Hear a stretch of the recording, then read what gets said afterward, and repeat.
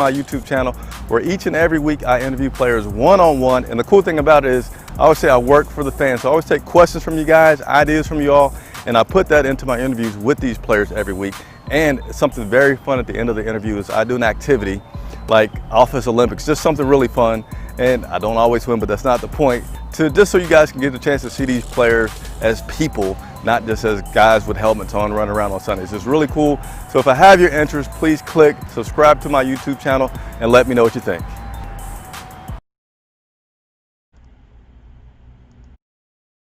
Oh, world, how's it going? How's it going? Chris Jenkins, credentialed member of the media, covering the Carolina Panthers for Charlotte Vibe. Today, November 4th, we do not have a president yet. Why? I'm not saying who you should have voted for. I just want to know who the next president of the United States of America will be. But until we know that, I'm going to bring you guys some news on the Carolina Panthers as they prepare to take on the Kansas City Chiefs.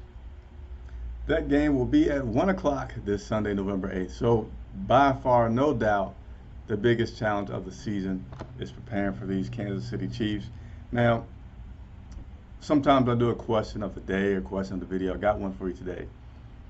Do you see any similarities between this Kansas City Chiefs team and the Carolina Panthers? Now, I just started my research. I'm going to do some more videos, give you guys some more interesting facts about the game, the players as the week goes along. But I did not realize that there are some similarities to the team. Not a whole lot, but one of the things that Coach Rule talked about today with those similarities is that they both have the opportunity to score a lot. The biggest difference, the Kansas City Chiefs are scoring touchdowns when they get into the red zone. Carolina Panthers aren't doing that so much. So he actually mentioned a stat that said 41 to 39 in terms of those opportunities for the Carolina Panthers to being in the red zone. And it's just Kansas City Chiefs are throwing a lot more touchdowns. So anyway, cool thing. Hey, Christian McCaffrey, one of the, if not the greatest running back in the NFL, practiced today. He was in pads, so that was good to see. Can Coach say that he's game planning for Christian McCaffrey to play this Sunday? No, he cannot say that, but he's hopeful. Want to see how his body responded. And I say this, if Christian practiced at what this point was last week and he wasn't eligible to play this Sunday, last Thursday, it's a darn good chance that Christian McCaffrey will play against the Kansas City Chiefs. One interesting thing that I didn't really think about was, you notice when Christian was out, a lot of the games later on, we started having P.J. Walker be active more.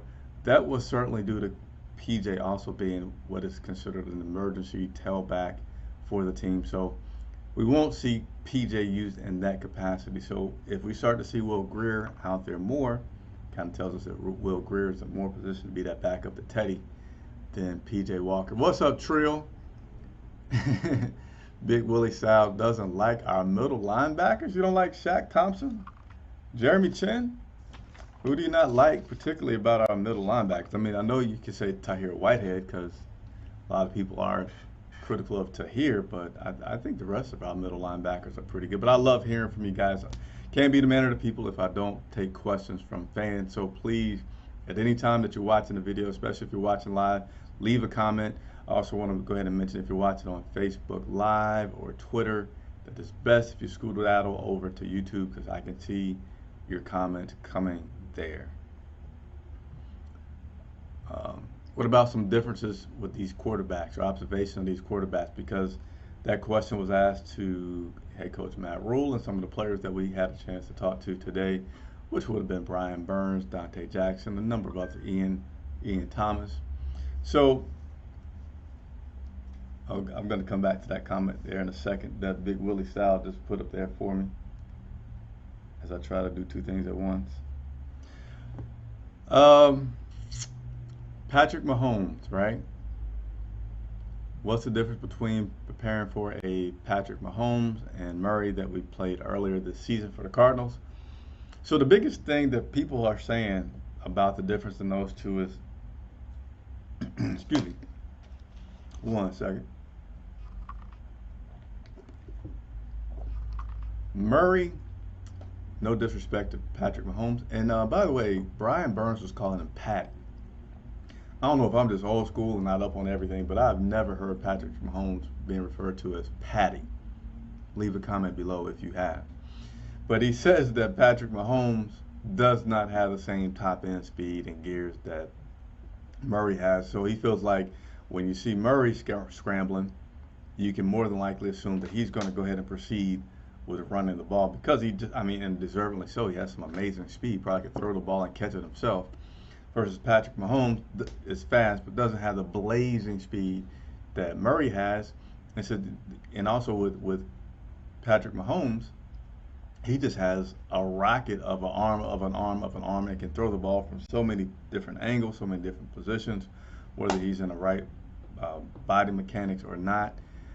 And that's the difference between these two guys. And Coach Matt Rule said something that they're able to do uniquely because of that skill set of Patrick Mahomes and that cannon arm is you'll see these guys run routes that you just don't see other teams run. You'll see a guy running a route and do a double move 20, 30 yards down the field and then still take off, and Patrick Mahomes can still, you know, on a dime, throw the ball to him 60, 65 yards down the field. And it's just not many quarterbacks, if any, that can do that. So it takes a different amount of discipline for your cornerbacks and your other secondary to play those. And also, a guy like Brian Burns, he said, hey, everybody gets paid. Not everybody gets paid because he mentioned that he's a $500 million guy, so he's a special athlete. But, you know, everybody puts on their socks the same. So when you're out there playing a Patrick Mahomes, you know he might get you, but you got to stay disciplined. And you got to remain confident in your defensive line in terms of where you're trying to push him as he tries to escape to try to contain these guys. So that will be something that is important to do as you're playing Patrick Mahomes. Hey, a cool fact. You know, I love sharing cool facts as I get them to bring them to you guys. I want to know who you guess to be the scout team quarterback when you got somebody like Patrick Mahomes that you're preparing for. I thought that was a really good question because I'm thinking he's going to say some speedster wide receiver, somebody like that.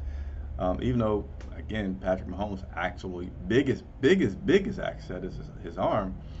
He said all three guys actually participated as scout team, and he actually said that Teddy Bridgewater takes on scout team responsibilities regularly, trying to give the defense a good look. And I didn't know that, and I thought that's pretty intriguing and pretty cool that Teddy Bridgewater probably doesn't get a chance to do it too much, but has let the coach know and does partake in running scout team quarterback each week for this Carolina Panthers team. So that's just a little nugget that I didn't know about and want to pass along to you guys. So that is all that I have for you today. Hope you enjoyed this update. And guess what? I forgot to go over the injury report. So let's go over the injury report and transactions. Man, went right into the video and forgot about some things. So let's go ahead and bring this up. Injury report. Corn Elder, he did not practice today with his, I think that is incorrect. I think Corn Elder did practice today. Give me a second to make a correction for you guys or to verify this because I don't think I have it correct.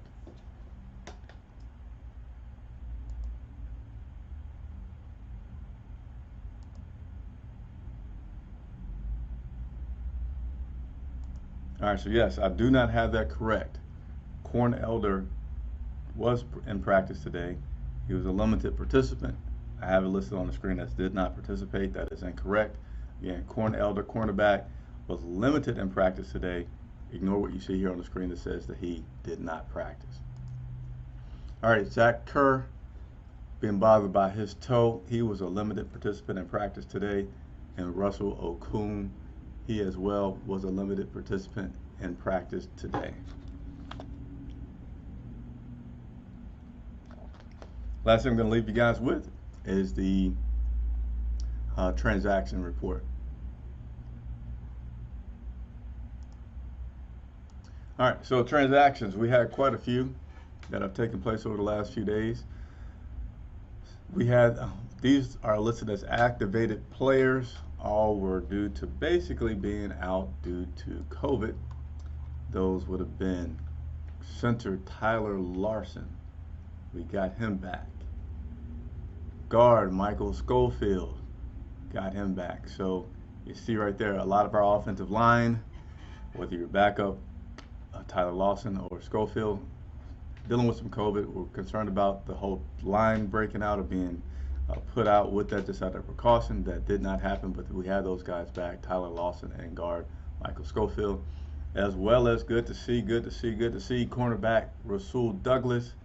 He is also activated from the COVID-19 list. And I want to know if this name sounds familiar to everybody watching. Tight end Seth DeVal, he has been signed to the practice squad. Does it sound familiar? Does it sound familiar? It should, because I interviewed Seth DeVal over the summer when COVID first struck, trying to help fans get familiar with some of the new players that were coming to the team.